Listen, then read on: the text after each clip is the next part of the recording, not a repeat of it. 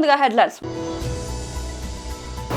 ఎరుకల మహాదేవప్ప కుటుంబ సభ్యులను మట్కాల్లో రాష్ట్ర అధ్యక్షుడు పరామర్శించారు. మాజీ మంత్రి YSRCP PAC member Vellampalli Srinivas press meet.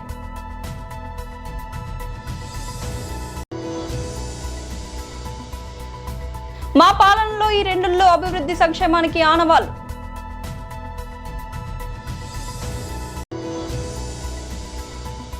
ఇప్పుడు అందరి నోట ఈ అమ్మాయి మాటే, సిరైతో దక్కిన భారీ హిట్. ఎరుకల మహాదేవప్ప కుటుంబ సభ్యులను మట్కాలో రాష్ట్ర అధ్యక్షుడు పరామర్శించారు. ఇవాళ తెల్లవారుజామునే ఆత్మహత్య చేసుకునే వార్త విన్న తర్వాత ఇక్కడ నేను రావడం జరిగింది. పొద్దున చాలామంది స్థానికులతో నేను మాట్లాడాను, కార్యకర్తలతో మాట్లాడాను. వాడు కుటుంబ సభ్యుల దగ్గర పోయి అసలు ఏమైంది కనుక్కోమని కూడా చెప్పడం జరిగింది. ఇక్కడ స్థానిక నాయకులు నాకు వారి వీడియో కూడా పంపించారు. వారి చనిపోయినటువంటి ఒక భార్య ఆమె స్పష్టంగా చెప్పింది, ఎలక్షన్స్ ఉండగా నేను ధీమాతో గెలుస్తున్నాను, ఆ గెలుపు తప్పకుండా నేను గెలిచి ఈ యొక్క వార్డు పనిచేస్తాను, సేవ చేస్తానని చెప్పి నాకు వేధింపులు జరుగుతున్నాయి, భయపెట్టిస్తున్నారు, బెదిరిస్తున్నారు. కాబట్టే నేను గెలుస్తాను కాబట్టి నన్ను బెదిరిస్తున్నారు కాబట్టి ఆ భయంతో స్థానిక రాజకీయ నాయకులు కానీ, మినిస్టర్ కానీ, ఎమ్మెల్యే కానీ వీళ్ళ ఒక ఒత్తిడి వలన అతను ఆత్మహత్య చేసుకున్నట్టు భార్య పొద్దున చెప్పింది. మరి భార్య పొద్దున చెప్పినటువంటి ఒక వార్త ఈరోజు అన్ని టీవీ ఛానల్లో కూడా వచ్చినాయి. మరి ఈరోజు ఇప్పుడు నీకు రాగానే ఇక్కడ స్థానికంగా పోలీసులు ఎఫ్ఐఆర్ని కూడా మార్చడం జరిగింది. ఏంటంటే ఆమె సంతకం తీసుకున్న, చదువు రాదు ఆమెకు, దాంట్లో రాసి కింద సంతకం తీసుకున్నారు. దాంట్లో ఓడిపోతానన్న భయంతో నేను ఆత్మహత్య చేసుకున్నాడు మా ఆయన చెప్పడం జరిగింది. ఇది ఎంత అబద్ధము! ఎంత సీఎం జిల్లా అయినా, ఎంత మంత్రి జిల్లా అయినా ఇటువంటి ఒక తప్పుడు పని చేయడానికి ప్రభుత్వానికి, నాయకులకు సిగ్గు ఉండాలి. ఇది రేవంత్ ప్రభుత్వమా, రాబందర్ ప్రభుత్వాన్ని ఒకసారి మనం ఆలోచిస్తాం. ఇది ఆత్మహత్య కాదు, ఇది హత్యగానే మేము భావిస్తాం. పోలీసులు కూడా చెప్తా ఉన్నాను నేను, మీరు నా చట్టపరంగా మీరు పోకపోతే తీవ్రమైనటువంటి పరిణామాలను మీరు ఎదుర్కోవాల్సి వస్తుంది. మీరు కార్యకర్తలు గారు, మీరు గవర్నమెంట్ జాబ్స్, గవర్నమెంట్ ఉద్యోగస్తులు, మీరు ప్రజలకు అందరి రకాలుగా మీరు సహకారం చేయాలి. ఒక పార్టీ కోసం మీరు పోలీసుల ఉద్యోగం లేరు. ఏ విధంగా మీరు మారుస్తారండి ఎఫ్ఐఆర్? ఒక వర్షాన్ని ముఖ్యమంత్రి చెప్పని మారుస్తారా? మన మంత్రి చెప్పని మారుస్తారా? ప్రజలు ఏం కావాలి ఈ యొక్క జిల్లాలో? తప్పుడు ఎఫ్ఐఆర్ ఎట్లా రాస్తారు? ఒక చోటనో ముఖ్యమంత్రి గారి తమ్ముడే అన్ననో వచ్చి పార్టీ మార్పిస్తారు మా వాళ్ళని. అక్కడ కూడా ఎస్టీ లంబాడ, ఇక్కడ ఎస్టీఏ. అంటే ఎస్టీల మీద మీ వ్యతిరేకత ఉందా తెలుసు. ద్రౌపది ముర్ము మీద మీరు ఏమేమి మాట్లాడుతున్నారు, కానీ ఈ రకంగా ప్రాణాలు తీసేటటువంటి ఒక వ్యతిరేకత ఎస్టీల మీద ఉందంటే ఏం చెప్పాలి? నేను డిమాండ్ చేస్తా ఉన్నాను, వెంటనే ఎఫ్ఐఆర్ మార్చాలి. ఇది ఎన్నికల సంబంధం కాదు, ఇది ఒక మనిషి ప్రాణం సంబంధం, ఒక ఎస్టీ కుటుంబానికి సంబంధించింది. మాజీ మంత్రి YSRCP PAC member Vellampalli Srinivas press meet నిర్వహించారు. అందరికీ నమస్కారం. ఈ కూటమి ప్రభుత్వం పరిపాలనలో హిందూ దేవాలయాల్లో వచ్చే భక్తులకి భద్రత లేదనే దానికి ఇప్పటి వరకు అనేక సంఘటనలు మనందరం కూడా చూడడం జరిగింది. ముఖ్యంగా తిరుమల తిరుపతి దేవస్థానం ఏదైతే ముక్కోటి ఏకాదశి అంటే వైకుంఠ ఏకాదశి నాడు ఈ కూటమి ప్రభుత్వం ఏర్పడిన ఫస్ట్ వైకుంఠ ఏకాదశి నాడు 6గురిని పొట్టన పెట్టుకుంది ఈ ప్రభుత్వం. సరైన ఏర్పాట్లు చేయకపోవడం కానివ్వండి, సరైన భక్తులకి సౌకర్యాలు కల్పించడంలో పూర్తిగా కూడా విఫలమయ్యి 6గురిని పొట్టన పెట్టుకుంది. అదేవిధంగా సింహాచలంలో చందనోత్సవం రాజు నాడు 7గురు మరణించారు. నాణ్యత లేని గోడ నిర్మించి సరైన పద్ధతి ప్రకారం కాకుండా భక్తులకి ఎటువంటి ఫెసిలిటీస్ కనిపించడంలో సింహాచలంలో కూడా 7గురిని పొట్టన పెట్టుకున్నారు. అదేవిధంగా కాశీబొగ్గలో 9 మంది చనిపోయారు. ఇన్ని ఘటనలు జరుగుతున్నప్పటికీ కూడా ఏదైతే శివరాత్రి మన ఆంధ్ర రాష్ట్రంలోనే దాదాపు వివిధ రాష్ట్రాల నుంచి భక్తులందరూ కూడా కాలినడకన కూడా వస్తారు శివరాత్రికి శ్రీశైలానికి. జ్యోతిర్లింగం కాబట్టి దేవుని దర్శించుకుందాం, వారందరికీ కూడా మంచి జరగాలని చెప్పని భావించుకుని ప్రతి ఒక్కళ్ళు కూడా కఠోర దీక్షతో 41 రోజులు దీక్ష చేసుకుని స్వామివారిని దర్శించుకుందామని చెప్పని మన ఆంధ్ర రాష్ట్రం కావచ్చు, తెలంగాణ కావచ్చు, పక్కన ఉన్న కర్ణాటక కావచ్చు, ఇతర రాష్ట్రాల నుంచి కావచ్చు, ప్రతి ఒక్కళ్ళు కూడా, ఎందుకంటే మనకి తిరుమల తిరుపతి దేవస్థానం తర్వాత అతిపెద్ద దేవాలయం మన ఆంధ్ర రాష్ట్రంలో శ్రీశైలం దేవాలయం. శివరాత్రి రేపు 15వ తారీఖు నాడు శివరాత్రి వస్తుంది. కనీసం వచ్చే భక్తులకి ఎటువంటి ఏర్పాట్లు చేశారంటే, కాలినడకన వచ్చే భక్తులకి గతంలో అయితే గనక సుమారు 30 నుంచి 40 రోజుల వరకు అనుమతి ఇచ్చేవారు. కాలినడకన వచ్చే భక్తులందరికీ కూడా 30 నుంచి 40 రోజులు అనుమతి ఇచ్చేవాళ్ళు. కానీ ఈ కూటమి ప్రభుత్వం వచ్చాక దాన్ని వారం రోజులకే పరిమితం చేసి భక్తులందరికీ కూడా కాలినడకన వెళ్లే అవకాశం లేకుండా చేసింది ఈ కూటమి ప్రభుత్వం. ఎందుకంటే చాలా మంది మాలేసుకొని విజయవాడ నుంచి కావచ్చు, లేకపోతే కర్నూలు నుంచి కావచ్చు, లేకపోతే హైదరాబాద్ నుంచి కావచ్చు, ఇతర రాష్ట్రాల నుంచి, కర్ణాటక నుంచి కావచ్చు, అనేక మంది భక్తులు కాలినడకన వస్తారు స్వామివారిని దర్శనం చేసుకుందామని చెప్పని. కాలినడకన వచ్చే భక్తులకు కూడా, స్వాములకు కూడా కనీసం సౌకర్యాలు ఏర్పాట్లు చేయలేని అసమర్థ ప్రభుత్వం ఏదో ఉందంటే కూటమి ప్రభుత్వం అని చెప్పి మీ అందరికీ కూడా తెలియపరుచుకుంటున్నాను. ఎంత దారుణమండి! నిన్న శ్రీశైలంలో మాల వేసుకొని, కఠోర దీక్షతో మాల వేసుకొని వాళ్ళు శివుడి దర్శనానికి వస్తే పోలీసులతో లాఠీ చార్జీ చేస్తారా? ఇదేనా మీ ప్రభుత్వ పరిపాలన అంటే? ఇప్పుడు ఆంధ్ర రాష్ట్ర కాంగ్రెస్ సర్కార్ని గెలిపించుకోండి, అభివృద్ధి చేసే బాధ్యత నాది. మీడియా సమావేశంలో సీఎం రేవంత్ రెడ్డి మాట్లాడారు. 2 ఏళ్లలో ప్రతి ప్రభుత్వ ఉద్యోగికి మొదటి తారీఖు నాడు జీతం ఇస్తున్నాం. 5 లక్షల రూపాయల ఆరోగ్యశ్రీని ఆనాడు అరాకొరగా ఇస్తే దాన్ని 10 లక్షల రూపాయలకు పెంచి ఈ రోజు అమలు చేస్తున్నది నిజం కాదా? ఆడబిడ్డలకు ఆర్టీసీలో ఉచిత ప్రయాణం అంటే ఈ రోజు వరకు ఏ ఒక్క ఆడబిడ్డ కూడా అనా పైసా బస్సులో చెల్లించాలి. ఈ 2 సంవత్సరాలల్లా రాష్ట్ర ప్రభుత్వం 9,000 కోట్ల రూపాయల ఆర్టీసీకి చెల్లించి ఈ రోజు లాభాల బాటలో ఆర్టీసీ కార్పొరేషన్ ని కాపాడినము. 10 ఏళ్లు రేషన్ కార్డు ఇవ్వలే. మేము వచ్చినాక లక్షలాది రేషన్ కార్డులు ఇచ్చి 3,17 లక్షల మందికి ఈ రోజు సన్న బియ్యము 6 కిలోలు ప్రతి వాడికి ఈ రోజు ఆకలి తీరుస్తుంది మా ప్రభుత్వము. 500 రూపాయలకు సిలిండర్ ఇచ్చినము. 25,35,000 మంది రైతులకు 21,000 కోట్ల రూపాయలు 2 లక్షల ప్రకారం రైతు రుణమాఫీ చేసినము. రైతు భరోసా 9 రోజుల్లోనే 9,000 కోట్ల రూపాయలు ఖాతాలేసి రైతులకు ఒక భరోసాగా చివరి గింజ వరకు కొనడమే కాకుండా సన్న ఓట్లకు 500 రూపాయల బోనస్ ఇచ్చి ఈ రోజు ఈయెస్ట్ భారతదేశంలో వరి ఉత్పత్తి చేస్తున్న తెలంగాణ రాష్ట్రం. నియోజకవర్గానికి 3,500 ఇండ్ల ప్రకారం 4,50,000 ఇందిరమ్మ ఇండ్లు మేము వచ్చిన తర్వాతనే నోటిఫికేషన్ ఇచ్చి group 1, group 2, group 3, group 4 teachers, police 2 ఏళ్లలో 70,000 ప్రభుత్వ ఉద్యోగాలు ఇచ్చినాం. మొత్తం ప్రతి ప్రభుత్వ ఉద్యోగం మేము ఇచ్చిన వాళ్ళ లిస్ట్ అంతా రిలీజ్ చేస్తాం, మీరు లెక్క పెట్టుకోండి. స్కూల్స్ డైట్ ఛార్జెస్ పెంచలేదండి. పిల్లలకు అరాకలతో చచ్చిపోతుంటే 40% డైట్ ఛార్జెస్ పెంచిన. 200% కాస్మెటిక్ ఛార్జెస్ పెంచిన. Young India integrated residential schools 20,000 కోట్లతో పనులు ప్రారంభించుకున్నాం. యంగ్ ఇండియా స్కిల్స్ యూనివర్సిటీ పెట్టుకున్నాం. యంగ్ ఇండియా స్పోర్ట్స్ యూనివర్సిటీ పెట్టుకున్నాం. ఈ రోజు స్కూల్స్ లో మొత్తం ప్రక్షాళన చేసి ఫేషియల్ రికగ్నైజేషన్ సిస్టమ్ తీసుకొచ్చి టీచర్లను, పిల్లల్ని సమన్వయం చేసుకొని ముందుకు వెళ్తున్నాం. మోడీ గారు ఇచ్చినా ఇవ్వకపోయినా మూసి రివర్ ఫ్రంట్ ఈ రోజు మనం కట్టుకుంటున్నాం. మెట్రో సహకరించినా సహకరించకపోయినా మనం విస్తరణ చేసుకుంటున్నాం. రీజనల్ రింగ్ రోడ్ మీరు ఇస్తే ఇచ్చిండ్రో లేకపోతే లేదు అని మనం నిర్మాణం చేసుకోవడానికి సన్నాహకాలు ఏర్పాటు చేసినాం. కంప్లీట్ గా ఒక సిటీనే ఈ రోజు భారత్ ఫ్యూచర్ సిటీని మనం నిర్మించుకుంటున్నాం. ఈ రోజు గ్లోబల్ సమ్మిట్ చేసుకున్నాం. బీసీ కులగణన ఎవరైనా చేసిరా అండి? మాదిగా ఉపకులాల వర్గీకరణ సమస్యకు శాశ్వత పరిష్కారం చూపిస్తే ఈ రోజు బుడగ జంగాల నుంచి అత్యంత వెనుకబడిన మాదిగా ఉపకులాలు ఈ రోజు డాక్టర్లుగా, ఇంజనీర్లుగా, గ్రూప్ 1 ఆఫీసర్లుగా సెలెక్ట్ అయినరు. సంక్షేమంలో మేము ఇచ్చిన ప్రతి మాట నిలబెట్టుకోవడానికి శాయశక్తుల ప్రయత్నం చేస్తున్నాము. తెలంగాణ రాష్ట్రాన్ని ప్రపంచంతోనే పోటీ పడే విధంగా ఈ రోజు అభివృద్ధి పదం వైపు నడిపిస్తున్నాము. 2 సంవత్సరాలనే ఇన్ని చేయగలిగినము. ఇప్పుడు అందరూ ఒక అమ్మాయిని గురించి అదే పనిగా మాట్లాడుకుంటున్నారు, చర్చించుకుంటున్నారు. ఆ అమ్మాయి గొప్ప అందగత్తేనా అంటే కాదు, స్టార్ హీరో సరసన సందడి చేసిందా అంటే లేదు.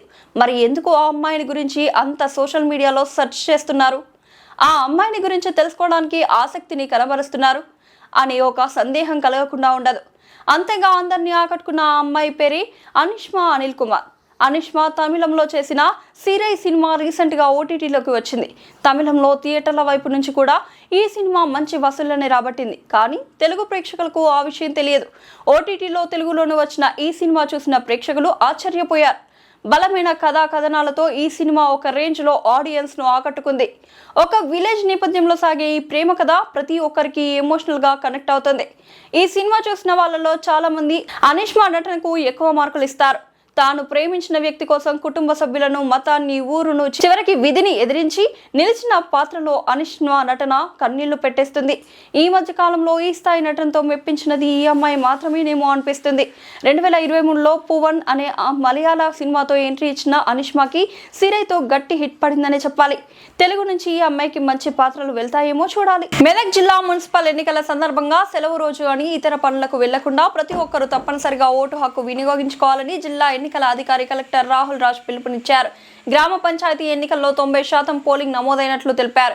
ఫిబ్రవరి 11న ఉదయం 7 గంటల నుండి సాయంత్రం 5 గంటల వరకు జిల్లాలోని 4 మున్సిపాలిటీలలో పోలింగ్ జరుగుతుందని తెలిపారు.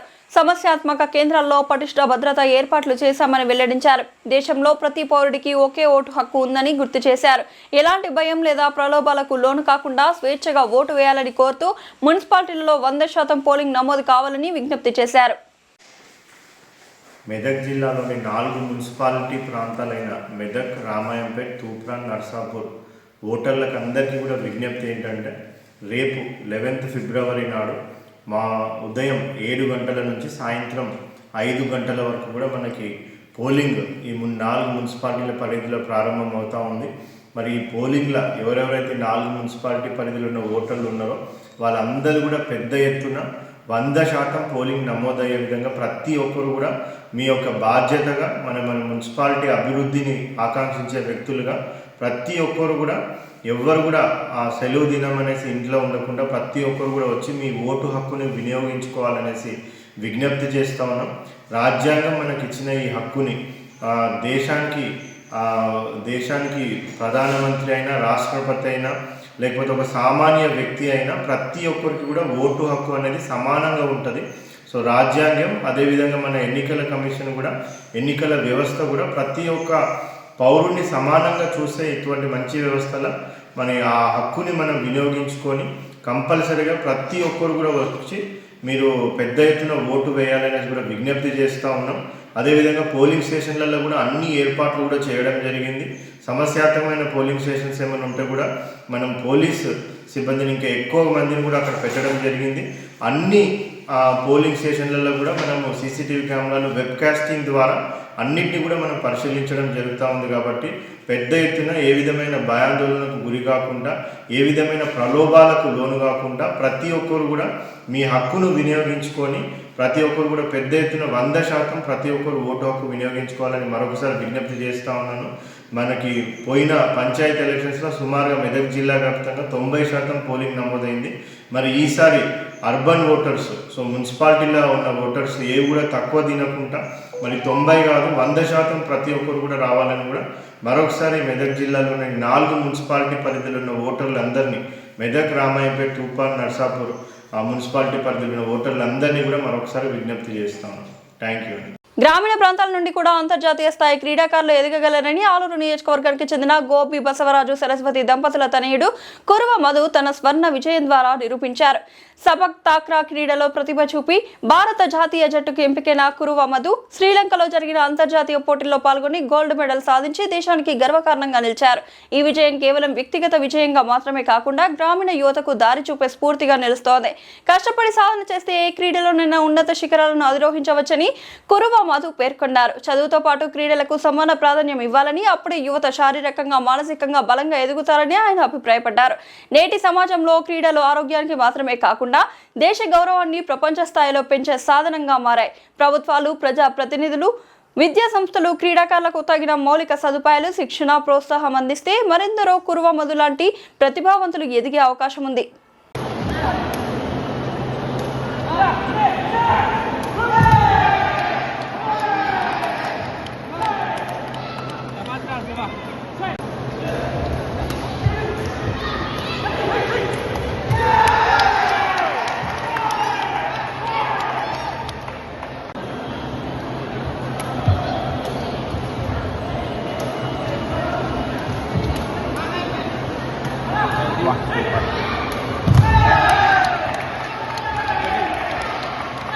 అర్హత కలిగిన పెన్షన్లందరికీ హయ్యర్ పెన్షన్ అమలు చేయాలని Telangana all pensioners and retired pensions association convener M Janardhan Reddy demand చేశారు. ఎంప్లాయీస్ ప్రావిడెంట్ ఫండ్ స్కీమ్ కింద పెన్షన్ 900 రూపాయలు పెంచి కరువు భత్యం ఇవ్వాలని అన్నారు. దీర్ఘకాలికంగా అపరిష్కృతంగా ఉన్న పెన్షనర్ల సమస్యలను పరిష్కరించాలని డిమాండ్ చేస్తూ సోమవారం బర్కత్పూర్లోని ఈపీఎఫ్ కార్యాలయం వద్ద పెన్షనర్లు ధర్నా నిర్వహించారు. ఈ సందర్భంగా ఆయన మాట్లాడుతూ పెన్షనర్లకు వారి జీవిత భాగస్వామికి ఉచిత వైద్య సౌకర్యాలు అందించాలన్నారు. నిత్యావసర వస్తువులు సరసమైన ధరలకు అందించాలని కోరారు.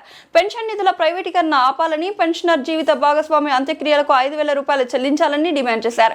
పెన్షనర్లకు వారి జీవిత భాగస్వాములకు రైలు, బస్సు ప్రయాణ రాయితీలు కల్పించాలని అన్నారు. కార్యక్రమంలో ఎంఎన్ రెడ్డి, పి కృష్ణమూర్తి, నరహరి, నరసింగరావు, అరుణ తదితరులు పాల్గొన్నారు. ఈ స్వర్ణ విజయం ద్వారా యువత చదువుతో పాటు క్రీడల్లో కూడా ముందుకు రావాలని, క్రీడలను కెరీర్ గా భావించి నిరంతరం సాధన చేయాలని పలువురు క్రీడామణులు అభిప్రాయపడుతున్నారు.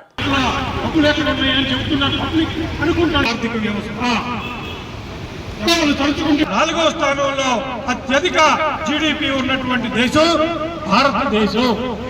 మరి ఇటువంటిది ఇంకా చాలా మందికి 2,000, 3,000 ఇస్తున్నాం. ఒక 42,000 మందికి మాత్రమే 6,000 మధ్యలో పెన్షన్ ఉంది. ఇది న్యాయమా? Telangana all pension association state vice ప్రెసిడెంట్ని. ఈరోజు మేము బర్కత్పురా దగ్గర all India coordination committee of EPF pensioners పిలుపు మేరకు, జాతీయ స్థాయిలో సంఘం పిలుపు మేరకు 9, 10, 11 మేము అన్ని కార్యాలయాల ముందు, కలెక్టరేట్ల ముందు ధర్నా చేయాలి అని చెప్పేసి నిర్ణయించాము. అది దేశవ్యాప్తంగా కూడా జరుగుతున్న సమ్మె. అయితే ఈరోజు కేంద్ర ప్రభుత్వం వైఖరిని నిరసిస్తూ, ఎందుకంటే 30-40 సంవత్సరాలు కేంద్ర ప్రభుత్వ పబ్లిక్ సెక్టర్లో పనిచేసి రూపాయల పెన్షన్ లేదు, రోజొక్కటి 33 రూపాయల పెన్షన్ కూడా పడటం లేదు. అంటే మరి ఒక్క టిఫిన్ చేసే రోజు మొత్తం బతకాల, 33 రూపాయల కనీసం బడ్డీ టిఫిన్ కూడా రాని పరిస్థితులు ఉంది. కాబట్టి మాకు 1,000 రూపాయల పెన్షన్ కాదు, 9,000 పెన్షన్ని దాదాపు 30 సంవత్సరాలుగా పోరాటం చేస్తున్నప్పటికీ కూడా కనీసం 3,000 రూపాయలు కూడా పెన్షన్ లేని పరిస్థితుల్లో లాక్డౌన్ ఇచ్చారు. 3,000 రూపాయలు ఇస్తాను అని చెప్పి 2014లో 90 రోజుల్లో మీకు ఇస్తానని చెప్పి నరేంద్ర మోడీ గారు 2014లో వారు చెప్పడం జరిగింది. ఇప్పటివరకు కూడా ఎలాంటివి కూడా లేదు. ఈలోగా ఎన్నో పార్లమెంటరీ కమిటీ సిఫారసు కూడా చేసింది. అలా అనేక కోర్టుల తీర్పులు కూడా వచ్చాయి. హైకోర్టు తీర్పులు వచ్చినప్పటికీ కూడా కనీసం ప్రభుత్వం కదలకపోయింది కాక సుప్రీంకోర్టు నుండి పెన్షనర్ల నుంచి తప్పుకోవాలని, పెన్షన్ బాధ్యతని తప్పుకోవాలని చెప్పి మా పిఎఫ్ నిధులు పెట్టే మా మీద కోర్టులో కేసులు వేయడం అనేది జరుగుతుంది. ఇది తగదు. కాబట్టి వీటన్నిటిని దృష్టిలో పెట్టుకొని నరేంద్ర మోడీ గారి విధానం ఏంటంటే పెన్షన్ తన బాధ్యత అనుకోవటం లేదు. మా యొక్క హక్కు, మేము కష్టపడి సంపాదించుకున్న హక్కుని చాలా రాస్తున్నారు. దానికి నిరసనగానే మేము all India coordination committee of EPF pensioners జాతీయ స్థాయిలో ఉంది, national coordination committee of pensioners association అని కేంద్ర ప్రభుత్వ పెన్షనర్లకు ఉన్నది. అలాగే all India state pensioners federation అని చెప్పి రాష్ట్ర ప్రభుత్వ పెన్షనర్లు అన్ని సంఘాలు కూడా మేము రేపు 12వ తారీఖున జరగబోయే దేశవ్యాప్త సమ్మెలో కూడా మేము పాల్గొనే దుస్థితి మాకు కల్పించింది. ఇకనైనా ప్రభుత్వం 400 సీట్ల ఉన్నోడు 240కి వచ్చారు. 240 నుంచి రేపు ప్రభుత్వంలో మార్పు రాకుండా ఉండాలి అంటే తను ఏదైతే చెప్పారో 3,000కి 6 నుంచి డిఏ కలిపిన ఈరోజు 9,000 పెన్షన్ అయ్యేది. మా నిధులే లక్షల కోట్లు అక్కడ మూలుగుతున్నాయి. ఆ లక్షల కోట్ల వడ్డీ కూడా కలిపినా కూడా దాదాపు 16 లక్షల కోట్ల అమౌంట్కి 67,000 కోట్ల వడ్డీయే మాకు వస్తుంది.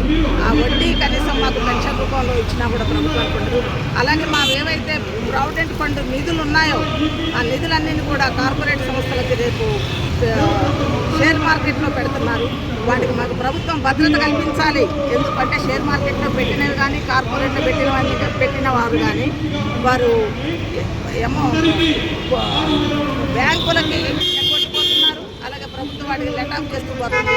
రేపు మా జీవిత అగమ్య గోచరం కాకుండా ఉండాలంటే వాడికి ప్రభుత్వం నుంచి మాకు గ్యారెంటీ దొరకాలి, మా నిధులకి గ్యారెంటీ ఉండాలి. మా ఉండేది మాకు రైల్వే రాయితీ కూడా కావాలి. కనీసం పుణ్యక్షేత్రాలు ఇంట్లో ఉంటే బతకలేని పరిస్థితి, ఆకలి కేకలం పెట్టే పరిస్థితిలో బయట కనీసం మేము రైల్వే ప్రయాణాలు చేయాలంటే రైల్వే రాయితీ కల్పించాలని, కనీసం రేషన్ షాపుల ద్వారా నిత్యావసర వస్తువుల ధరలు ఇవ్వాలని చెప్పి అన్ని నిత్యావసర వస్తువుల్ని కనీస ధరకు ఇవ్వాలని చెప్పేసి కోరుకుంటున్నాము. అదే రకంగా ఆరోగ్యం, ఈరోజు ఆరోగ్యం ఎంత ఖరీదైపోయింది అనేది మనం చూస్తున్నాము. కాబట్టి ఆరోగ్య కార్డులు కూడా ఇచ్చి మమ్మల్ని కనీసం నా పార్టీ ఆర్థిక ప్రకారమైన మమ్మల్ని బతికించండి అని చెప్పి విదేశాలలో కూడా వృద్ధుల్ని రక్షించే బాధ్యత తీసుకుంటుంది. మనది ధనిక దేశం, 3వ అభివృద్ధి చెందిన దేశంగా మనం గొప్ప చెప్పుకుంటున్నాము. ఆ దేశం యొక్క గొప్పతనం కాపాడాలంటే వృద్ధుల్ని రోడ్డుకి లాగకుండా మినిమం బెనిఫిట్స్ బతికించే దిశగా ప్రభుత్వం ఆలోచించాలని ఈ ధర్నా శిబిరం నుంచి డిమాండ్ చేస్తున్నాం. 5 నుంచి 14th వరకు మీరు ఎందుకు తీశారో మాకైతే అర్థం కాదు. ఇప్పటికైనా మా కేంద్ర ప్రభుత్వము మా అందరి తరఫున దయదలిచి మన్నించి ఏమన్నా మీరు న్యాయం చేయండి అని చెప్పి మేము కోరుతున్నాము. మేము గొంతమ్మ కోరికలు కోరడము ఇప్పటికైనా మా 90% మాకు న్యాయం చేయడం మేము వేడుకుంటున్నాము సార్. చాలా సంతోషం సార్. కర్నూలు జిల్లాలో టమాటా ధరలు పతనం. ఆస్పారి హోలగుందలో 5 రూపాయలకు పడిపోయిన కిలో టమాటాను రోడ్లపైన పడేస్తున్నారు రైతులు. రవాణా ఖర్చులు కూడా రావడం లేదని రైతుల ఆవేదన. పత్తికొండలో ఇప్పటికే నిలిచిన టమాటా కొనుగోళ్లు.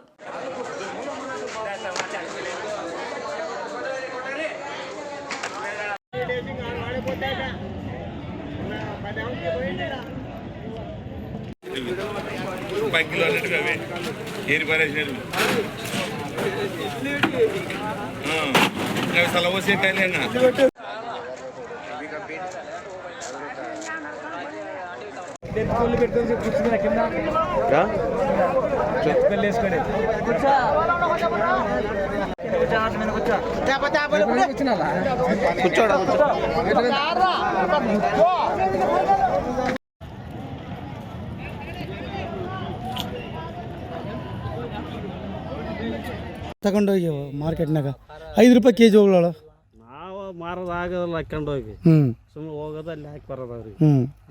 ಬಾಕ್ಸ್ 50 ರೂಪಾಯಿ ತಗೊಂಡ್ರು ತಗೊಂಡಿಲ್ಲ. ಎಷ್ಟಿಟ್ಟು ಏನು ಪೆಟ್ಟುಬಡಿ? ಇದು ಅದು ಆಯಿತು ಒಂದು 5,000 ಆಯಿತು.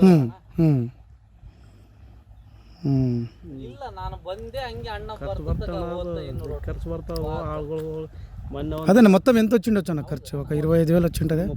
30,000 వచ్చిందా? 30,000 పెడితే రూపాయి రాలే చేతికి. తెంపిన కూలీలు కూడా అవ్వలేదు. మొన్న ఒక 10 మంది తెంపాము, ₹1 కానీ లేదు. ఎప్పుడు పడేసినారు నా ఇవన్నీ? మొన్న ఒక వారమాయ 5-6 రోజులు ఇట్లా సంచలనం అట్లా ఉండే వేసుకోపోదామని ఫోన్ చేస్తే వద్దనా ఎవరు తీసుకోవాలరు అట్లా ఇట్లా అంటే వద్దా అట్లా పెడితే నిన్న సురువింది రోడ్డుకి వేసినారు నిన్న. ఇంకా అంత కొల వచ్చాడు సార్. దానికోసం ఇంకా వాళ్ళు ఎంత అడిగితే కానీ వద్దు వల్లమా అంటారు. మరి ఇంకేం చేస్తామని పారేసేది. సరే అన్న, రైట్. బులెటిన్ ముగించే ముందు హెడ్లైన్స్ మరోసారి. ఎరుకుల మహాదేవప్ప కుటుంబ సభ్యులను మట్కాల్లో రాష్ట్ర అధ్యక్షుడు పరామర్శించారు. మాజీ మంత్రి YSRCP PAC member Vellampalli Srinivas press meet.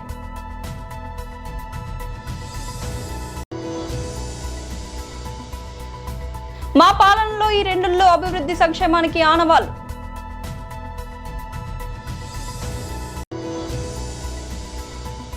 ఇప్పుడు అందరి నోట ఈ అమ్మాయి మాటే, సిరైతో దక్కిన భారీ హిట్.